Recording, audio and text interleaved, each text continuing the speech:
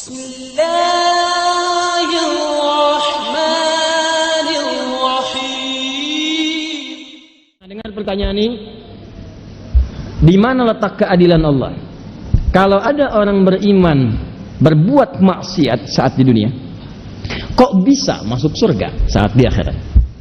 Sementara ada orang tidak beriman, amal baiknya kelihatan banyak di dunia, bantu orang, gak pernah mabuk, gak pernah bunuh orang, gak pernah macam-macam, suka bantu, suka nyumbang, suka macam-macam. Tapi dia gak beriman, kok bisa masuk neraka? Di mana keadilan Allah? Halo? Pernah dengar pertanyaan ini? Itu pertanyaan itu kalau muncul sekarang itu sebetulnya pertanyaan yang telat. 15 abad yang lalu sudah ada pertanyaan serupa. Jadi kalau ada yang bertanya seperti itu, terima kasih Bu, Pak, pertanyaan bagus sekali. Itu diantara sekian pertanyaan Anda yang paling bagus untuk saat ini. Cuman memang agak telat pertanyaan ini. 15 abad yang lalu sudah ada yang bertanya seperti Bapak dan Ibu. Nah, siapa yang bertanya itu? Sayyidah Aisyah Ummul Mukminin radhiyallahu taala anha bertanya kepada Nabi, ya Rasulullah, itu si fulan belum beriman, tapi amal baiknya kelihatan banyak banget, suka bantu, suka nyumbang, suka ini, suka itu. Nanti di akhirat masuk surga enggak? Anda tahu, begitu pertanyaan itu muncul, yang turun langsung surah dengan namanya Al-Furqan. Ayat yang ke-23. Tuh. Ya, kalau Anda nggak belajar nih isi-isi di Quran, kadang-kadang tuh logika semacam ini kalau iman kita lemah itu bisa langsung jatuh seketika. Dan ketika jatuh pada titik nol, itu mudah diarahkan kemanapun. Banyak orang di brainwash kemudian, jadi pindah kemana aja. Bahkan nanti bisa keras, bisa kasar, bisa tembak orang, bunuh orang, kerjain ini, kerjain itu. Yang tadinya baik tiba-tiba bisa jadi bermusuhan, bisa jadi macam-macam. Itu hati-hati. Wa qadimna idza ma 'amilu min 'amalin faja'alnahu haba'an manthura. Quran surah ke-25 ayat 23. Ini lihat sini. Saya berikan dulu petanya. Gambaran singkatnya. Kita tinggal di mana sekarang? Di bumi. Oh. Kenapa? Oh, ya sudah. Kalau sudah tidak ada harapan untuk kehidupan di bumi, maka saya sarankan pindahlah ke Bekasi. Karena banyak sekali harapan di Bekasi. Harapan Indah, Duta Harapan, sampai ujung harapan.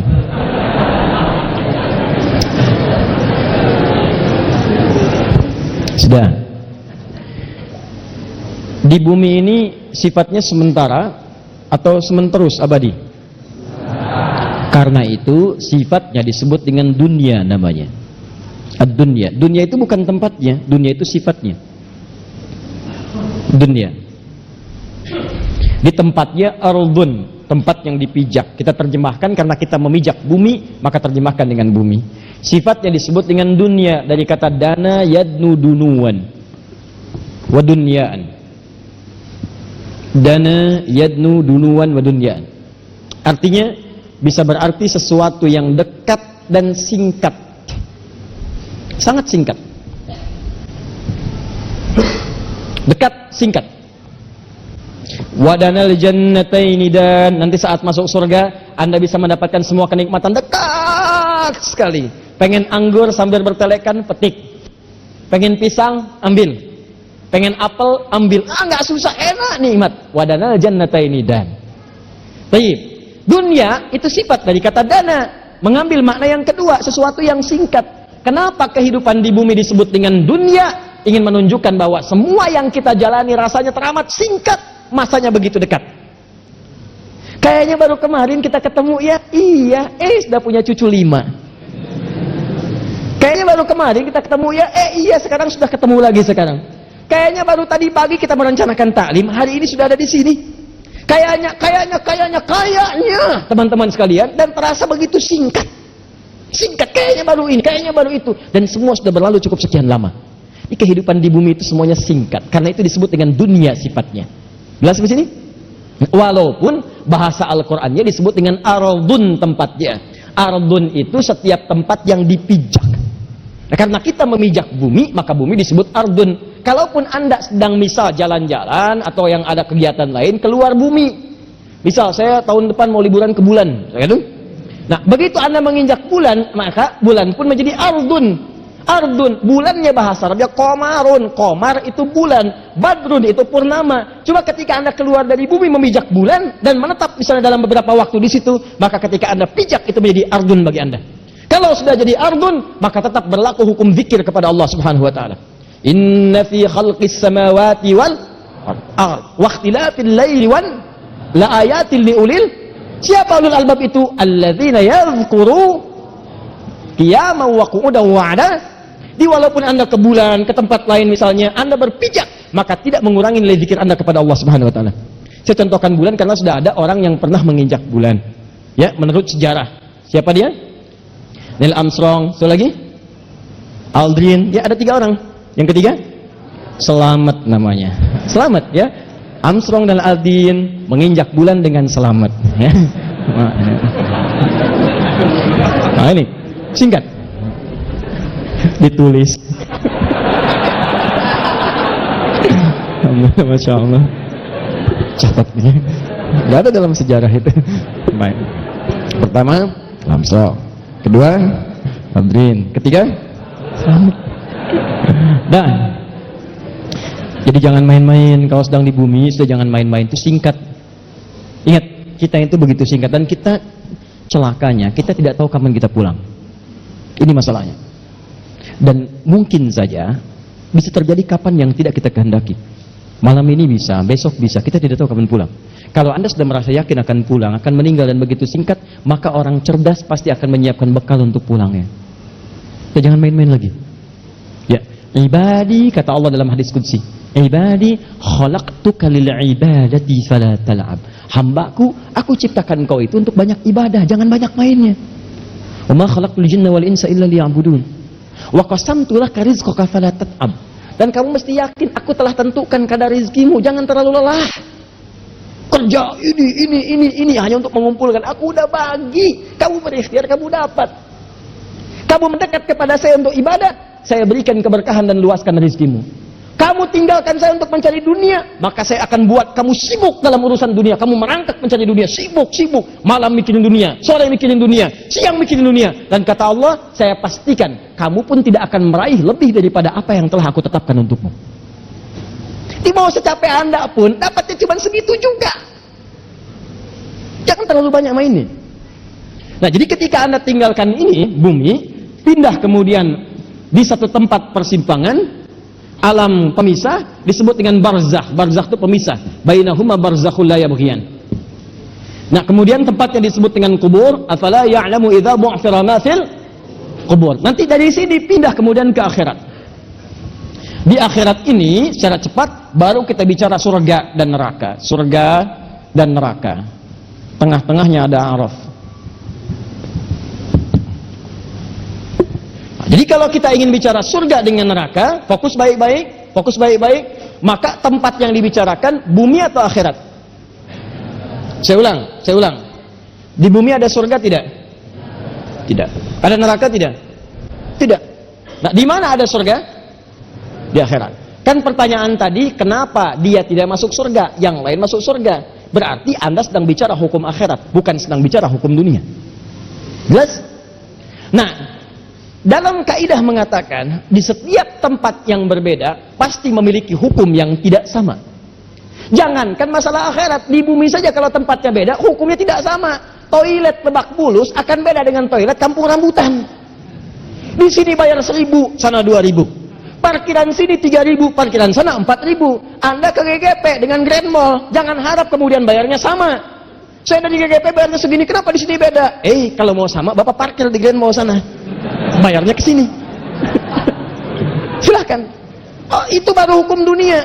Maka apalagi ketika Anda akan bawa ke hukum akhirat. Kalau Anda ingin pindah ke tempat yang lebih hebat lagi, tempat yang lebih bagus lagi, maka jangan samakan dengan hukum yang pernah Anda dapati saat berada di bumi. Makanya jangankan hukumnya, benda-benda bumi pun akan dibawa ke akhirat. Makanya ketika seseorang kemudian wafat itu artinya meninggalkan bumi, meninggalkan dunia, maka disebutlah kemudian telah meninggal dunia. Kenapa kalimatnya meninggal dunia? Orang sudah paham kok, wafat juga cukup wafat. Kenapa kalimat meninggal dunia dimunculkan? Maksudnya semua hukum-hukum dunia, bekal-bekal dunia akan ditinggalkan ketika dia meninggalkan tempat ini. Ayo, antum yang kumpulkan uang yang banyak, antum kumpulkan handphone yang banyak, yang paling canggih, kumpulkan mobil yang paling hebat, luaskan rumah antum, silahkan. Cuman saya kasih tahu dari sekarang, begitu antum meninggalkan dunia, antum akan meninggalkan semua yang antum banggakan itu. Nggak usah takut. Kalau anda disebut oleh sementara orang kamu nggak kaya, nggak apa-apa, cukup hidup. Toh orang kaya juga kalau meninggal nggak akan dibawa kekayaannya. Silahkan cek, gelarnya sama, tinggalnya sama dalam tanah. Nggak percaya silahkan, dia meninggal, antum meninggal, sama aja. Nggak ada orang dikuburkan dengan mobilnya, dikuburkan dengan handphonenya, dengan rumahnya, dengan kebanggaannya, nggak ada. Kenapa? Karena yang dibawa ketika dia pulang ke tempat lain bukan bekal dunianya. Ini habis, tinggal. Apa yang dibawa ke akhirat? Yang dibawa itu bekal amal akhirat, bukan dunia. Jadi tidak adil kalau ada orang ke akhirat bawa bekal dunia, itu nggak adil. Yang adil itu siapkan bekal akhirat. Begitu kamu ingin ke sana, bawa bekal itu. Jelas? Nah sekarang persoalannya, apa bekal akhirat itu? Bekal akhirat itu cuma dua. Kalau ingin masuk surga, dua bekalnya. Satu iman, kedua amal soleh. Iman plus amal soleh. Nih, gini caranya. Saya ulang. Satu iman, dua apa? Amal soleh. Buka Quran surah kedua, Al-Baqarah ayat 25, paling kanan sebelah atas. Wabashshiril ladzina amanu, iman, wa amilus solihati, amal soleh. Anna lahum jannatin tajri min tahtihal anhar. Maka orang yang punya iman dan membuktikan imannya dengan amal soleh itu, kami akan jamin muaranya dengan surga, dengan segala keindahannya. Sungai-sungai mengalir di bawahnya dengan segala ragam dan jenisnya. Ada air susu, ada macam-macam, ada madu dan sebagainya. Maka kalau anda ingin masuk ke surga, bekalnya cuma dua. Satu apa? Iman. Kedua apa? Amal soleh. Ini bekalnya. Pertama iman, diberikan bekal semua. Semua yang lahir itu membawa iman dalam dirinya. Cuman yang merubah itu lingkungannya. Kullu mauludin yuladu 'alal fitrah. Semua yang lahir dari rahim manusia manapun membawa fitrah. Fitrah diantaranya apa? Keimanan. Dari mana taunya? Buka Quran surah 30 ayat 30. Fa'aqim wajhaka lid-dini hanifa. Hadapkan dirimu kepada din yang sesungguhnya, yang lurus, yang benar. Apa itu din? Islam. Tahu dari mana? Quran surah ketiga ayat 19. Inna dina 'indallahi Islam. Teruskan ayat yang tadi. Fa'aqim wajhaka lid-dini hanifa. Din Islam. Fitratallahi allati fataran nasa 'alaiha. Itulah fitrah yang Allah berikan pada setiap manusia. Dia orang itu semua lahir ada fitrah-fitrahnya, itu beriman. Cuman sayang kata Nabi, kullu mauludin yuladu 'alal fitrah fa abawahu yuhawwidani aw yunassirani aw yumajjisani. Maka lingkungan abawa itu bukan cuma orang tua. Kadang orang tuanya muslim, disekolahkan di tempat yang bukan islami, terbawa, pindah keyakinan, iman hilang. Itu jadi masalah. Gaul di tempat orang yang tidak beriman, ke bawah, ngobrol, diskusi, ke bawah, pindah, hilang keimanan. Itu bekal iman tidak ada, tinggal amal soleh. Apa bentuknya amal soleh? Nih, banyak. Setiap kegiatan kita berpeluang jadi amal soleh kalau dilakukan dengan iman. Contoh, mau duduk? Bismillah. Begitu saya duduk, itu kalimat bismillah ya, itu yang menjadikan duduk saya mendapatkan pahala. Itu yang disebut dengan amal soleh. Saya ulang ya, saya ulang. Fokus. Semua kegiatan di dalam Islam, dan saya pastikan kepada anda, saya mencoba untuk meneliti di beberapa yang lain, saya tidak temukan, cuma di Islam. Ya, ini kaidah kita. Jadi kalau ditanya bisa jawab, bukan dalam konteks merendahkan yang lain, tidak. Perhatikan baik-baik. Cuma di dalam Islam yang semua aktivitasnya itu bersanding dengan doa, dari mulai bangun tidur sampai tidur lagi. Silahkan cek. Bangun tidur kita ada doanya? Ada. Cek di tempat lain, anda tidak akan temukan. Bahkan diatur. Lihat Abu Daud, nomor hadis 1369 dari Ibnu Abbas radhiyallahu taala anhuma. Ya, karena Nabi sallallahu alaihi wasallam lima makna adalah kebiasaan Nabi sallallahu alaihi wasallam, idza staiqadha min naumihi, jika bangun dari tidurnya, fajalasa, beliau duduk terlebih dahulu. Fabasaha biyadihi min athari naumihi, kemudian menghapus dengan kedua telapak tangannya bekas ngantuknya dengan tangannya. Kemudian faqara'a khawatimu Ali Imran, membaca 11 ayat terakhir surah Ali Imran. Kemudian diteruskan di Al-Bukhari nomor hadis 181 riwayat Jundub bin Junadah yang dikenal dengan Abu Dzar Al-Ghifari radhiyallahu taala anhu. Kemudian beliau berdoa, alhamdulillahilladzi ahyana ba'dama amatana wa ilaihin nusyur. Doa. Dan tahukah Anda, doa yang diucapkan, yang mengantarkan pada setiap perbuatan itu bukan sekedar kalimat formalitas, tapi dia punya dua fungsi. Satu, doa itu menjadi bimbingan akan aktivitas yang kita kerjakan, sekaligus mencatatkan aktivitas itu sebagai pahala. Alhamdulillahilladzi ahyana ba'da ma amatana wa ilaihin nusyur. Ya Allah, saya bersyukur kepadamu, terima kasih saya diberi kesempatan hidup lagi ya Allah, padahal bisa engkau wafatkan saya dalam tidur tadi. Alhamdulillah, terima kasih ya Allah. Wa ilaihin nusyur, saya berjanji hari ini akan mencari bekal lebih baik daripada hari sebelumnya, sehingga kalau saya wafat hari ini saya lebih baik daripada hari sebelumnya. Nusyur itu menyebar untuk mencari bekal, itu artinya. Dan Anda katakan sejak bangun tidur, hari ini saya berkomitmen akan lebih baik daripada hari sebelumnya. Jadi kalau sebelumnya nggak jamaah, hari ini jamaah. Sebelumnya membaca Quran, hari ini baca Quran. Sebelumnya nggak sedekah, hari ini sedekah. Anda berpikir bagaimana kalau wafat hari ini harus lebih baik daripada hari kemarin. Mudah-mudahan saat sujud meninggal, saat sedekah meninggal, saat baca Quran meninggal. Itu maksudnya, itu bimbingan. Begitu Anda ucapkan, maka bangun tidur Anda dituliskan pahala. Itulah amal soleh. Itulah amal soleh namanya. Amal soleh yang naik ini, yang naik kemudian dicatat sebagai pahala, itu wujudnya disebut dengan hasanah. Muncullah keterangan di Quran surah ke-6 ayat 160. Man jaa'a bil hasanati falahu asyru amsalihha. Setiap mengerjakan satu kebaikan diniatkan karena Allah, doanya muncul, maka ditulis 10 10 10. Bangun tidur, alhamdulillahilladzi ahyana ba'da ma amatana wa ilaihin nusyur. Amal soleh 10 hasanah kebaikan, naik ke atas. Itulah bekal akhiratnya, bukan dunia. Mau makan, ada doanya. Mau minum, ada doanya. Ke toilet, urusan toilet aja ada doanya. Silakan. Masuk keluar bersin, ada doanya. Silakan. Di mana orang bersin ada doanya kecuali dalam Islam? Orang yang bersin ada doanya. Apa doanya saat bersin? Alhamdulillahirabbil alamin. Masya Allah. Kita jawab apa? Yarhamukallah. Dijawab lagi, Masya Allah, kecuali dalam sholat. Jadi kalau ketika imamnya Allahu Akbar, Bismillahirrahmanirrahim, ada yang bersih, Alhamdulillahirabbil alamin. Itu bukan jawaban, dan makmum nggak usah jawab yarhamukallah, nggak bisa. Tidak, ada semua. Masuk masjid ada doanya, keluar masjid ada doanya. Tahukah Anda ketika Anda mengucapkan doa itu sesungguhnya adalah ladang-ladang amal yang kita kumpulkan, pundi-pundi pahala yang kita harapkan. Nah, kalau Anda nggak hafal doanya, gampang, kata Nabi. Lihat, kullu amrin dzibalin la yubda'u fihi bismillahirrahmanirrahim fa huwa abtar. Di riwayat lain aqta. Setiap perbuatan baik, yang baik-baik, ingat, yang baik-baik. Kalau tidak baik, tidak berlaku. Setiap perbuatan baik yang diawali dengan bismillahirrahmanirrahim. Paling singkat bismillah. Anda nggak hafal doanya, ucapkan bismillahirrahmanirrahim. Anda mau minum, bismillahirrahmanirrahim. Atau ingin singkat, bismillah. Makan, bismillah. Baca kitab, bismillah. Masya Allah, alhamdulillah. Tulis SMS, bismillah, assalamualaikum. Terima telepon, bismillah, assalamualaikum. Bismillah, bismillah. Itu begitu dikerjakan, kumpul pahala. Cuma yang baik-baik aja, yang nggak baik nggak bisa. Korupsi pakai bismillah, nggak bisa. Resmikan patung agama lain pakai bismillah, nggak bisa. Tetap nggak bisa. Yang baik-baik itu yang dinilai.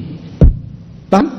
Nah, itulah yang disebut amal soleh, wujudnya hasanah. Makanya saat kita hidup di dunia, kita berharap semua aktivitas jadi hasanah, supaya ke akhirat itu melihat hasanah lagi. Maka Anda berdoa mengumpulkan hasanah dunia dan akhirat, sampai doanya Anda hafal, sampai punya istilah sendiri yang orang Arab pun tidak kenal istilah itu.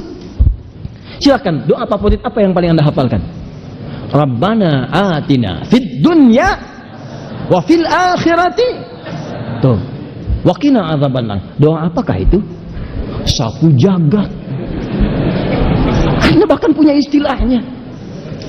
Orang Arab itu sejak zaman jahiliyah sampai sekarang nggak tahu sapu jagat, cuman kita yang tahu. Main sana ke Mekah, atarif sapu jagat. Tuh. Jadi kurang apa lagi istilahnya, punya, doanya apal, hasanah dunia, hasanah akhirat. Apa itu hasanah? Semua kegiatan jadi pahala. Pahala itu bekal untuk pulang. Apa dasarnya? Iman. Nah, yang jadi persoalan, yang tadi itu yang pengen ke surga, dia berhasil dengan aspek yang lain, buat baik. Cuman dia nggak punya iman. Iman itu yang menjadikan amal jadi soleh. Kalau nggak ada iman, amalnya tidak disebut soleh. Amal aja. Amal itu dibagi 3. 1 amal soleh, 2 amal salah, ketiga amal aja. Apa itu amal adi namanya? Adi aja, amal rutinitas. Baik-baik dipandang baik oleh semua orang baik. Kalau soleh itu amalan yang dipandang baik oleh Allah, itu soleh. Makanya istilah soleh itu istilah dalam Islam, istilah dalam Quran. Ada di Quran surah ke-7 ayat 189. Lain ataitana sholiha lanakunanna minasyakirin. Takwa istilah Quran, iman istilah Quran. Tidak ditemukan dalam hal-hal yang lain. Itu istilah Quran itu. Istilah Quran. Di ketika Anda mengatakan teman-teman, amal soleh, amal yang diridhoi oleh Allah. Kapan amal diridhoi oleh Allah? Ketika ada iman dalam mengerjakannya. Anda pun sholat, kalau nggak pakai iman, kelihatannya ibadah, tapi Allah nggak ridho, nggak jadi amal soleh. Bahkan disebut celaka. Fawailul lil musallin, celaka orang sholat. Yang sholat aja bisa celaka, apalagi yang nggak sholat. Itu kesimpulannya. Apakah semua orang sholat celaka? Tidak. Alladzina hum an sholatihim sahun, alladzina hum yura'un. Karena nggak ada iman, dia nggak pengen dilihat Allah, pengen dilihat oleh orang lain. Infak tanpa iman gagal, habis amalannya. Ambil ditelan bah. Infak Anda, masya Allah, 1 miliar, bikin kemudian pamflet dari Sabang sampai Merauke. Bikin semua. Begitu dikerjakan batal amalan. Habis. Quran surah kedua ayat 264. Ya ayyuhalladzina amanu tubtilu shadaqatikum bil manni wal adha kalladzi yunfiqu malahu ria'an nas. Habis semua. Nah, teman kita ini dia lulus pada ujian yang lain tapi tidak lulus dalam aspek keimanan. Sehingga amalnya tidak menjadi amal soleh, hanya amalan rutinitas saja. Saya ingin tanya pada Anda, kalau Anda ikut ujian kualifikasinya mesti lulus misalnya di 3 bidang. 1 tidak lulus, maka Anda tidak masuk. 1, awas, nilai Anda tidak terpenuhi, maka Anda tidak lulus. Nah, dari 3 bidang ini, Anda 1, 2 gagal, 1 lulus. 1-nya berhasil, 2-nya gagal. Kira-kira Anda dianggap lulus tidak? Tidak. Persoalannya ini dalam urusan keduniaan dia lulus. Tapi dia tidak punya iman, dia gagal. Dan iman tidak bisa menjadikan amal ini menjadi amal soleh, dia gagal. Dia gagal di 2 ujian, walaupun berhasil di 1 hal. Tapi sifat keadilan Allah, ini yang paling dahsyat. Karena Allah maha adil, hei, kamu kan tidak beriman, tapi berbuat baik. Perbuatan baik kamu kan untuk urusan dunia, bukan urusan akhirat. Maka Allah pun balas semuanya saat di dunia. Karena dia mengerjakan itu dalam konteks dunia, bukan dalam konteks akhirat. Kalau tidak ada iman, maka Allah berikan balasannya langsung di dunia dan dipercepat balasannya. Saking adilnya Allah. Maka turun ayat wa qadimna ila ma amilu min amal. Quran surah ke-25 ayat 23. Kalau ada orang tidak beriman banyak mengerjakan kebaikan, dan karena tidak ada iman berarti kebaikannya urusan dunia, maka Allah pun balas dengan balasan dunia. Kata Allah, wa qadimna ila ma amilu min amalin faj'alnahu haba'an manthura. Maka saya percepat, kami percepat balasannya saat di dunia. Jadi kalau ada yang tidak beriman, misal orang tidak beriman kemudian berbuat baik, suka nyumbang, suka ini, suka ini, maka akan dibalas. Ada apresiasi, bisnisnya mudah, lancar, orang senang, bahkan ada yang mendoakan supaya dapat hidayah. Cuman kan bergantung dia mau ngambil atau enggak. Fir'aun juga udah pernah didatangin sama Musa, sama Harun alaihi wassalam. Didatangi, cuman dia nggak mau ngambil. Bukan nggak dapat hidayah, dikasih nggak mau ngambil. Beda antara dapat dengan dikasih nggak mau ngambil itu lain. Makanya kadang-kadang saya suka sedikit merenungkan kalimat dia belum dapat hidayah. Tidak, dia sudah dapat, cuman ketika dikasih nggak mau ngambil. Itu masalahnya. Tiap hari kan dibentangkan, lewat telinga kedengaran azan, ada ceramah, lewat mata bisa melihat, lewat nalar bisa memikirkan dan sebagainya. Cuman nggak ada yang mau ngambil. Ketika tidak ngambil jangan salahkan Allah, Allah udah ngasih. Antum kesini lapar, DKM membagikan makanan, haus dikasih minuman. Cuman ketika dikasih antum mau ngambil. Mohon maaf Pak, saya sedang puasa, kan ini malam, puasa tambahan misalnya. Sampai rumah pingsan di depan pintu rumah, ditanya, Mama kenapa nggak makan? Apa di Al-Ihsan tidak disediakan snack? Iya memang panitianya kurang perhatian Pak. Oh, bukan panitia, Anda yang dikasih nggak mau nerima. Jadi jangan salahkan Allah ketika hari kiamat Anda dihisab. Bukan Allah nggak ngasih, Anda yang nggak mau terima. Makanya kata Allah, di dunia kami berikan, di akhirat hukumnya beda. Faja'alnahu haba'an manthura. Maka amal-amal yang Anda anggap baik tadi akan diperlihatkan oleh Allah dalam bentuk debu yang berterbangan. Indah bahasa Qurannya. Debunya terbang. Kalau debunya tidak terbang mengumpul, maka dia akan punya masa. Dan masa itu mesti ditimbang. Jadilah sebuah amal soleh. Tapi bahasa Qurannya indah. Terbang dia. Siapa yang bisa nimbang yang terbang? Burung tidak bisa ditimbang saat dia terbang. Ayo timbang saya, nggak bisa. Ya, kata burung kakatua. Nanti setelah dia ngencok di jendela, kemudian Anda bawa, simpan di situ, baru kelihatan berapa beratnya. Paham? Nah, inilah yang disebut dengan Furqan. Saya tuh ingin bertanya begini ya. Dari sekian yang kita hafalkan, berapa yang kita pahami?